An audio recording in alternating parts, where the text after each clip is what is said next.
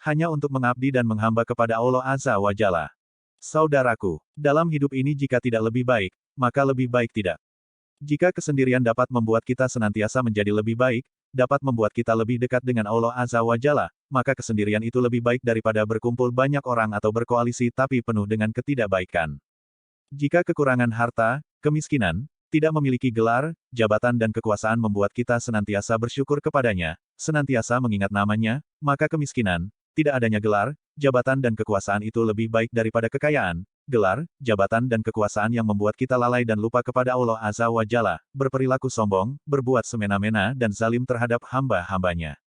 Saudaraku, Allah Azza wa Jalla berfirman, "Wahai orang-orang yang beriman, jadilah kamu orang yang benar-benar penegak keadilan, menjadi saksi karena Allah biarpun terhadap dirimu sendiri atau ibu bapa dan kaum kerabatmu.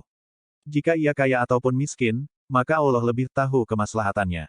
Maka janganlah kamu mengikuti hawa nafsu karena ingin menyimpang dari kebenaran.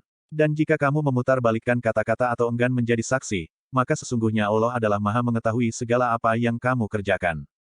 Quran Surat An-Nisa, 135. Pada ayat yang lain Allah Azza Jalla juga berfirman, "Sesungguhnya Allah menyuruh kamu menyampaikan amanat kepada yang berhak menerimanya, dan menyuruh kamu apabila menetapkan hukum di antara manusia supaya kamu menetapkan dengan adil. Sesungguhnya Allah memberi pengajaran yang sebaik-baiknya kepadamu. Sesungguhnya Allah adalah Maha mendengar lagi Maha melihat." Quran Surat An-Nisa, 58. Saudaraku, Allah Azza wa Jalla memerintahkan agar kita senantiasa berlaku adil dalam firman-Nya. Maka karena itu serulah mereka kepada agama ini dan tetaplah sebagaimana diperintahkan kepadamu dan janganlah mengikuti hawa nafsu mereka dan katakanlah, "Aku beriman kepada semua kitab yang diturunkan Allah dan aku diperintahkan supaya berlaku adil di antara kamu. Allah lah Tuhan kami dan Tuhan kamu. Bagi kami amal-amal kami dan bagi kamu amal-amal kamu.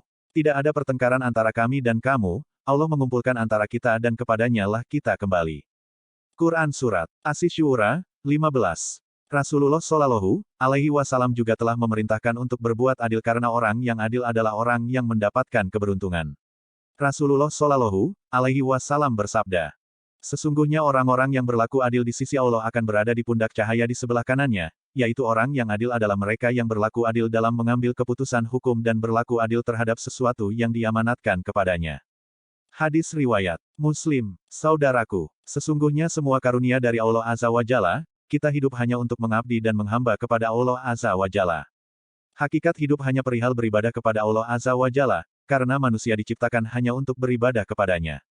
Segala sesuatu yang kita lakukan tidak terlepas dari berharap ridanya, baik itu pekerjaan yang menghasilkan nafkah yang halal, ikhtiar mendapatkan pasangan yang terbaik darinya. Segalanya darinya dan harus diniatkan hanya untuk mendapatkan ridanya. Karena, jika Allah Azza wa Jalla yang menjadi tujuan kita maka tenanglah hati dan jiwa ini menjalani setiap pahit manisnya episode kehidupan.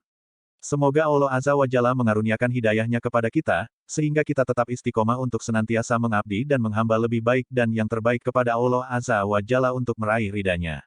Amin ya Rabb. Wallahu a'lam bishawab.